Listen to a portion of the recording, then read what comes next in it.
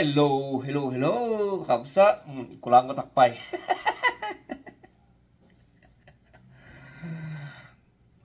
Kumusta tayo manan? Nawanti malabasan. Kadagiti kabsat ken kakaiyan nga data Pilipinas, karkaurita banbantay ti Cordillera. Naimbag nga oras tayo manan. Ket tatanga tiyempo adda manan iti pagtungtungan tayo nga ah, napidot tayo iti ah, napidot tayo iti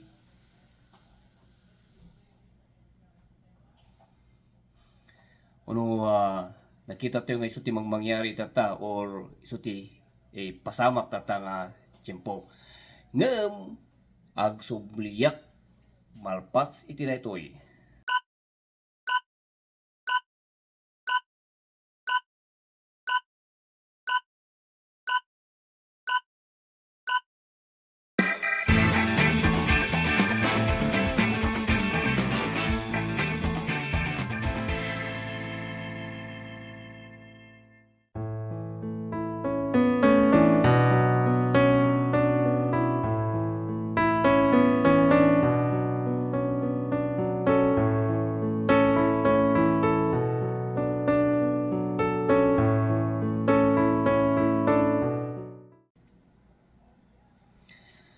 Okay, ti pagtungtungan tayo man ket iti nation nga makunkuna nation nga makunkuna nasyon iti Sri Lanka. To Sri Lanka ngay ket mostly tagigyan dito ket Buddhist uh, uh, ket iti Sri Lanka iti ikote lang iti brief nga history iti Sri Lanka. Ti Sri Lanka ket naalala iti uh, independence da iti 1948 from United Kingdom. So 1948 so 1815 ingana 1948 ket sakop isuda iti United Kingdom. So iti 1948 naala dati independente da. Ngem ureno kasta ureno kunada nga nag-independence da iti 1948 under dominion pa lang iti United Kingdom isuda nga na iti 1971 or 1972 nga talaga nga establish da iti government iti Sri Lanka. Ket iti tangay ket iti data ti sinmarono ada ti civil war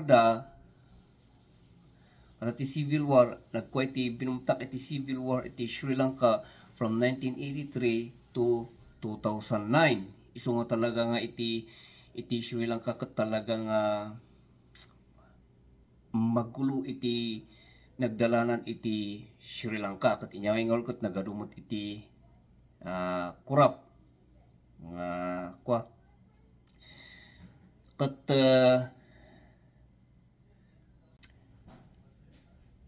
iti dayta nga tiyempo ket dakkelin iti utang iti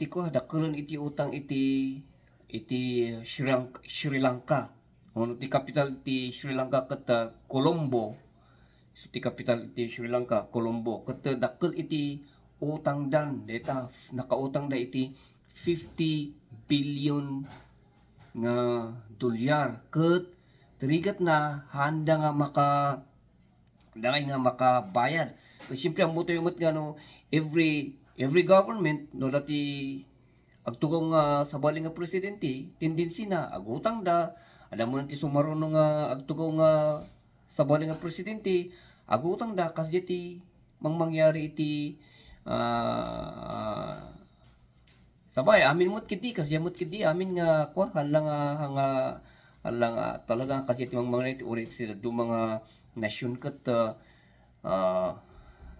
kumbaga ket nag-utang iti government iti pas di mo sumaruno agutang damot kala nga kasi iti mangyari ngem ti nangyari kami iti Sri Lanka ket nagdakkel iti utang da, pinatpatungan na pa lang, tirigat na, nagrigat da nga makabayad. Handa nga may kwadya schedule da nga bayad enggan na iti ginmato iti interest na, siyempre damot interest na. Kat ti number one nga pagalaan da gamin iti kwartada iti dita foreign currency da kat tourism. So tourism iti number one nga pagalalaan da iti currency da. Kat ti may sapay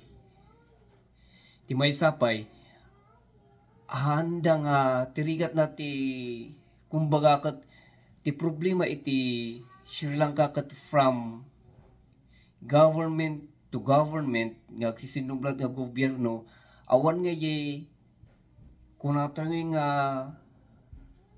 ninaramid ko maitipas kathan kung mga aramidin iti sumaruno. Tirigat namot, mana-mana, niya tinaramid naglabas nga gobyerno, naglabas nga presidente, isong mati malaan sumarsaruno, isong nga haan nga talaga nga, maawan nga talaga iti improvement iti ekonomiyan iti Sri Lanka.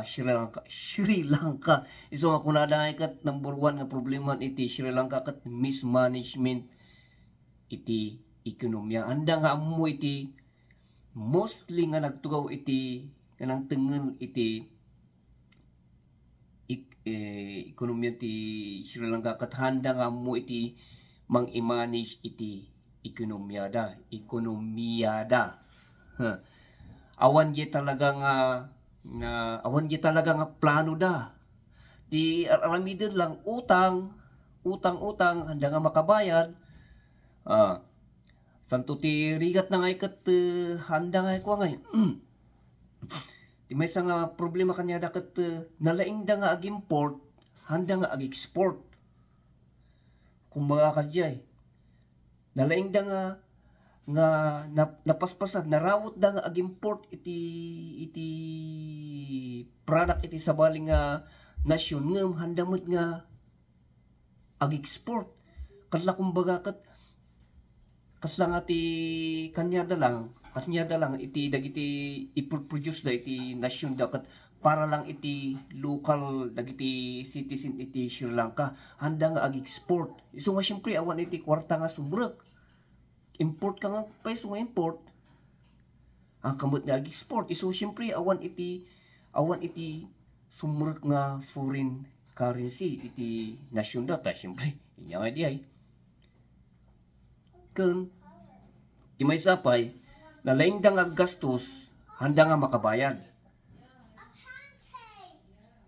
Iti problema mo iti Sri Lanka, iti gobyerno iti Sri Lanka nalaing da nga gastos handa nga makabayad. Kasakat nalaing da nga utang handa nga makabayad. Wala pa siya anda nga kat siyempre niya agpeso ti pagbayad kat anda mo nga ag-export. Ditirigat na kanya da.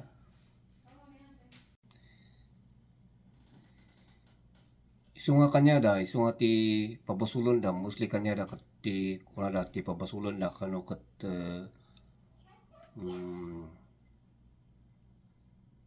in may ti COVID. Isu nga napiktaran iti ekonomiya da. Ngam kadagiti met eksperto mamangkit kita ti mangyari iti talaga nga problema ay kat iti mismanagement iti ekonomiya da. Awan iti talaga nga plano da iti ekonomiya da. Tay siyempre no panulod kat no iti tourism lang iti pag tengtenglan da lang tapno lang ada ti umunik nga foreign currency da awan na inya ti mangyari nga nawanan iti tourism kat awanan ti nangyari ti COVID kat talaga nga naiban amin iti turista nga mapan Sri Lanka kat awan talaga ako nga naapektaran iti ekonomiya da kat isu ti pagpabusulon da gapu kano iti COVID awan ti tourism awan ti turista isu nga naapektaran ti ekonomiya da ngem anmat nga mamati dagiti daduma ta lamot nga tourism ti pakalaan iti foreign currency. Kat iti maysa nga kadaklan nga talaga nga talaga nga nang lumlum iti Sri Lanka iti to the brink nga mapanda iti talaga nga mapanda nga bankrupt. Kat iti 2019, before 2019 iti nagkumpanya ni iti barbaro dito recent nga presidente nga ni Presidente Gotabaya ang kwamuti apelyido ng kumaix Rajapaksa Gotabaya Rajapaksa iti kumpanya iso na tinumber one nga in promise na nga panunutan tayo kat kinamulanglengan nga panpanunot kat in promise na karag iti tatao iti Sri Lanka nga once nga kanuon nangabak once nga pangabakan dak kat adati tax cut or kumbaga kat ipababa na ijay buwis iti tattao. Iti nangabak tinamburuan nga talaga nga inarami na katalaga nga inpababa na iti buwis iti dagiti citizen iti Sri Lanka. Kat siyempre dagiti tattao maragsakan da oh my God, may talaga nga awanan iti buwis uno nababahan iti buwis ngam inyangay. Kasi siyempre panuntun tayo iti buwis nga makulkulikta iti government kalag iti tattao kat mapan iti kaban iti gobyerno kat isu ti agpusipos nga mang support kadag iti trabahador mang support kadag iti amin nga kasapulan iti kasapulan ti ekonomiya ti maysa nga nasyon inpababa na karkaro mo na ilumlum iti tataw ta siyempre awanan magpais kung iti awanan iti tax basinet iti tax basiton iti singirandan iti tax iso nga ti mystic nga inaramid ni Presidente Gotabaya jet panang cut na iti tax iti citizen iti Sri Lanka santo ti may sama nun may sama nga inarabin na nga mystic kat kamaling nga inarabin na kat jay panang iban na iti panagusar iti chemical fertilizer chemical pesticide chemical pesticide mo chemical mo di chemical pesticide kan chemical fertilizer kat kuna na nga agkwa dagiti ag-switch dagiti farmers iti organic farming. Katirigat na reto yung kastana mo't biglaan iso nga dagiti farmers yung Sri Lanka tataranta data. Siyempre, nupan panuton tayo, ti organic farming ada processing na reta. Ang ka nga basta masapol nga adati seminar wano i-educate mo dagiti tatao dagiti farmers nunya ti kastada iti organic farming. Bigla na nga in baga nga ag-switch dagiti farmers iti from ti panagusar iti chemical fertilizer nga mapuan na iti organic kat talaga nga awan iti talagang nataranta dagiti farmers. Diyan iti kamalina. Iso nga talaga nga kulkurang dan iti makanta. Inya nga kat ti organic farming kat. Amuto yung organic farming kat. Kapasar mo dito. Ako ko ka. Amuto yung organic farming kat talaga nga atidug iti medyo magbayag iti processing. Ayos na nga peso ti organic farming ng atidug. Ikumparam iti nagusar ka ti chemical fertilizer iti pesticide talaga nga pagbiitan niya yung ikumparam iti organic farming kat di iti mystic na talaga nga inban na Kasi siyempre naapektaran na iti farmers. Handa unay nga mga kutita o matamuda piman. Sumatatta, iti reserve da, iti naka-reserve nga reservada nga kwartada, talaga nga inot nga may ibus. Nung nakita to iti, nung nabasa, madengdeng to iti news, nung mabasa to iti news, dagiti doktor, dagiti ospital, katagkurkurang na ti mausar da, dagiti tattaon kat handang namutaramidon da. Adan iti kurang dan iti gas awan iti handa nga maka-import iti gasoline. Nya kat awanan ti usaran da nga kwarta. Makangkangan dan may ibusan ije reserbada nga kwarta. Katatakot agut utang da. Agbibirok dati mang pautang kanya dan iti IMF uno dito International Monetary Fund nga mang pautang kanya da. Ngam tikulan mo ti International Monetary Fund ket ay nagitid mo ti IMF iti kondisyon nga simpalan nyo pa iti data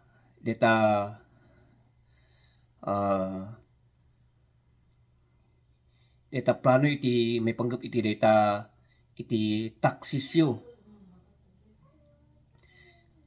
So jet iti kondisyon iti IMF. Ta siyempre urano pautangan da ngagpaiso da awan mo lang pagbayad da. Nya ti pangalandan mo lang ti pagbayad da kat siyempre imbabagaan ni President Gotabaya nga ti tax kat talaga nga bumabangan iti tax. Awan mo pag-alandan mo lang ti pag-alandan mo lang ti pagbayad da. So nga kadya iti mangyari iti Sri Lanka. So nga talaga kat iti nga banda nga talaga ti Sri Lanka nagaduon tagpapanaw, nagaduon dagiti kakaasin, nagaduon iti protesta. Nga kahit na nga ag-resign ang pumanaw ni iti presidente data madimot tin kastana nga nang handa nga masolbar iti problema pinakarkaro na paikit din. To the break nga talaga nga iti nasyon da nga talaga kat binmagsak. So diya iti sitwasyon iti Sri Lanka. Kumbaga tengor ni kati problema idinaala na ti independenti da from 1948 santo di na-establish da nga talaga iti government iti gobyerno da iti 1971 or 72 tas inmaron ti civil war handa nga nasimpa iti kumbaga kat timbak tatay kat mana-mana iti problema deta kulatoy kat mismanagement iti number one nga problema na kat mismanagement of economy. Isu ti number one nga problema da nga amuti nang i-manage iti ekonomiya da. Kat kurap da mo. Siyempre amuti ti kurap nga tattao kat syak lang. Ako awan ti pakialam mo kanag iti tattao. Tatangay. Number one, mismanagement of economy. Number two, nakakonsentrate na lang iti tourism. So nga invite iti COVID, awanan ti tourism daw, ti turista nga mapan, pinmagsak. Santo sumarunukot dagi may produce da, nakakonsentrate lang nga mang supply iti nga agpusipos lang iti uneg iti nasyon da handa nga ag-export ag-import da lang. So napaspas da nga ag-import awan iti export da. So nga awan iti foreign currency nga muneg. So isang summarize ko lang Tanto din muneg ni Gotabaya in promise na nga dati tax cut wano ipababa na iti buwis dagiti tattao. Siguro dagiti tattao kat maragsakan da tipikto na mat kat siyempre awamot iti kwarta nga muneg. Diti rigat na mat. Santo iti panang iban naman iti chemical fertilizer kan pesticide tata agkurkurang da iti kananda. Tay siyempre di kita tao, ang damot nga muti kastada nga organic farming. Ang muti-mut, kung natin itatay kat, organic farming kat at idugti processing na reta, mat nga basta-basta. So kasi nga Lord kakabsat, ti bastit lang ang may share ko, reaction ko iti mangyayari iti Sri Lanka. Kat sumarudon tumanan, ag tong tayo tumanan, kat adios amigos!